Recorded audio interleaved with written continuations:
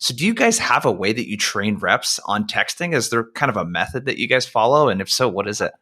Yeah, so we have like almost everything we have at Path, we like to consider a framework. I think you had used an analogy when we were coaching together, like bumper lanes. Consider a call script bumper lanes. Don't make it so it's robotic, especially in our industry. But it's with Yeah.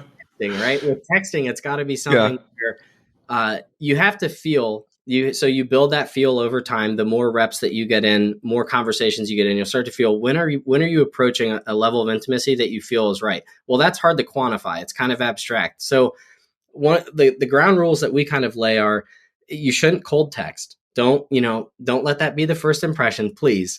Don't bring in some key stakeholder via text.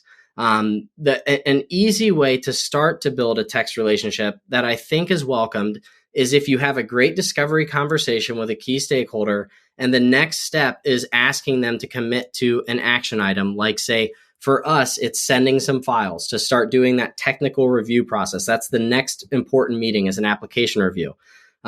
We need to corral typically people that aren't in that discovery meeting. There's manufacturing engineers, or there's different job titles.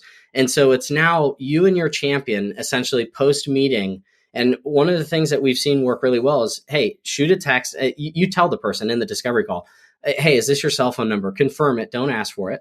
And then just say, I'm going to shoot you a text right now. And that way we can go ahead and keep track of the files. Does that sound fair? Most people are going to say yeah or no. And more often than not, it has nothing to do with their, what I've seen is it has more to do with if they trust you at that point in time.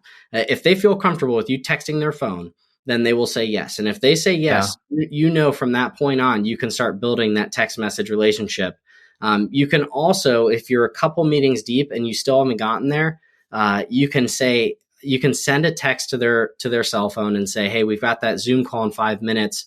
Or a better example is we've got that Zoom call in 30 minutes. Do you have 5 minutes to hop on a quick call? I want to walk you through the agenda and make sure it's a good use of your boss's time. Little things like that. You don't want your first text to be a cold text, and you don't want your first text to be asking for something. I think that's an important takeaway, is like when you break through to a level of intimacy, it should be an uplifting message, or it should be a positive or a momentum building. It shouldn't be a withdrawal. I'm asking you to do this via text. It shouldn't be, you're not getting back to my emails, I'm going to text you. And I think people are confusing like how to use the text